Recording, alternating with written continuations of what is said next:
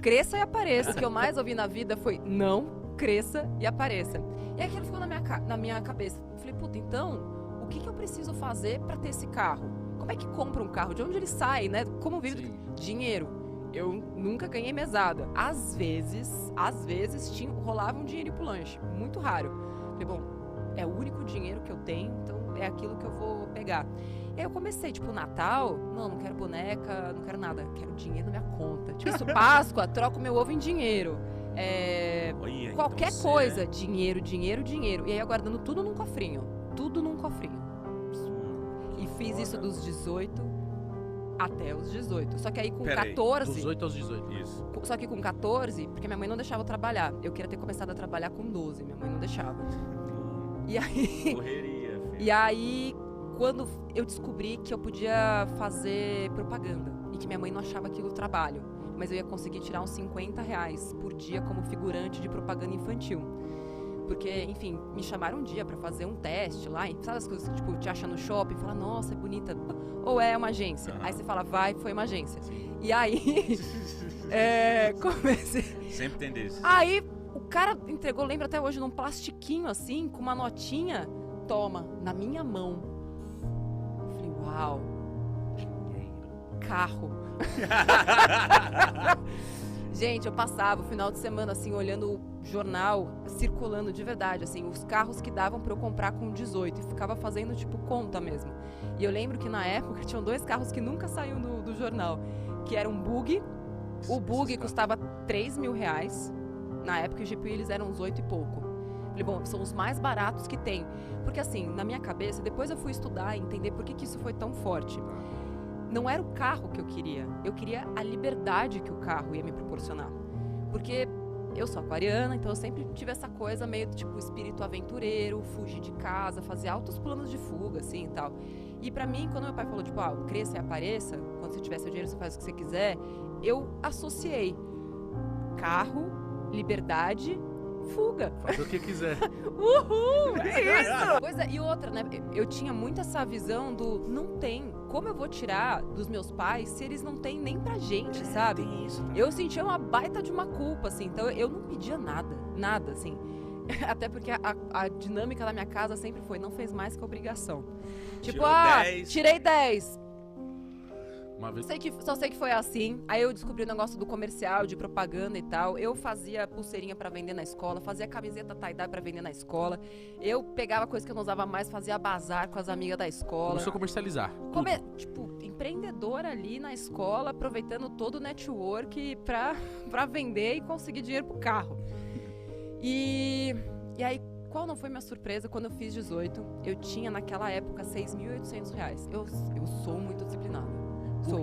Então, mas acho que o fato de eu ter vivido com tanta disciplina, sem abrir mão de nada mesmo, porque tudo aquilo que eu queria eu dava um jeito de fazer. Tipo, imagina, adolescente, você tem que estar no mínimo ali bonitinha, né? E eu não era lá essas coisas. E aí, assim, o que eu vou fazer?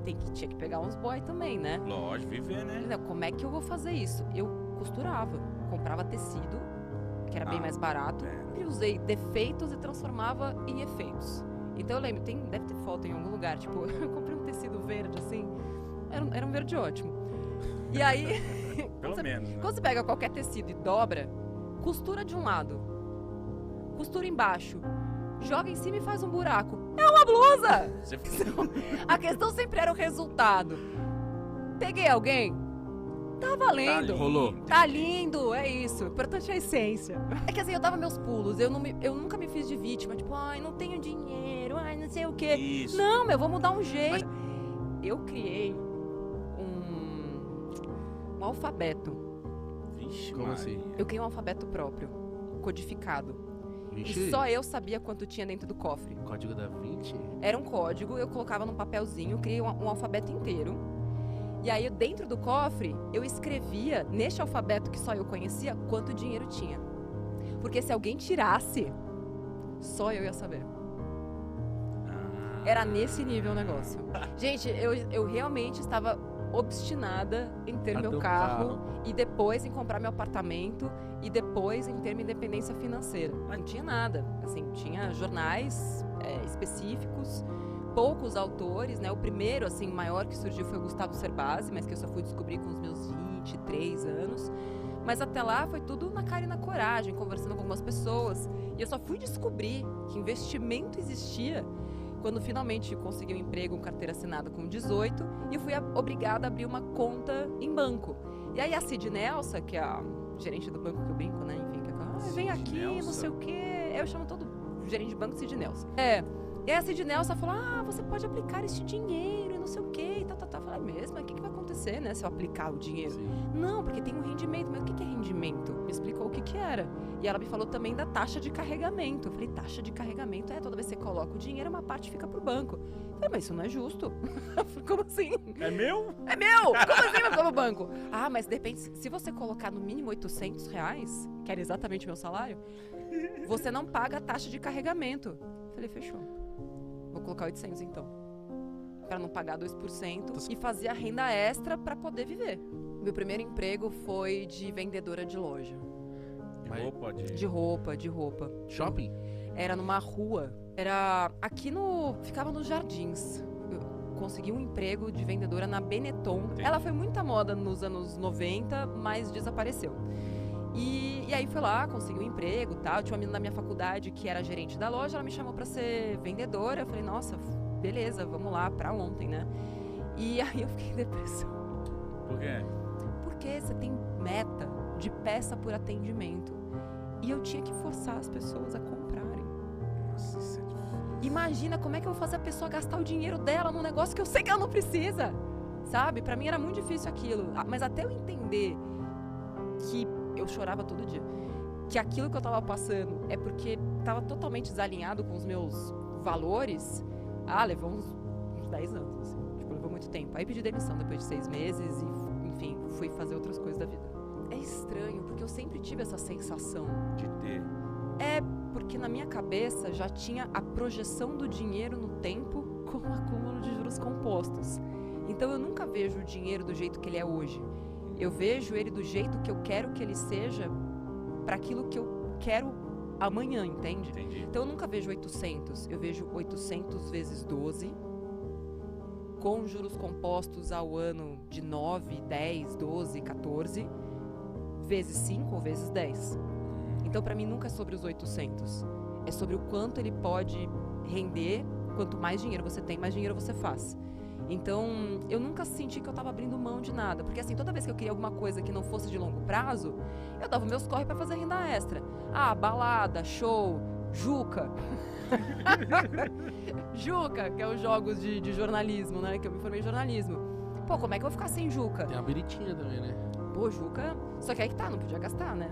Então, tinha que comprar no mercado, já levava na mala e bebia lá. Porque se eu fosse beber na balada, não dava. Eu quero... Eu sempre quis primeiro e depois ia ver se tinha dinheiro. E se não tivesse, eu fazia.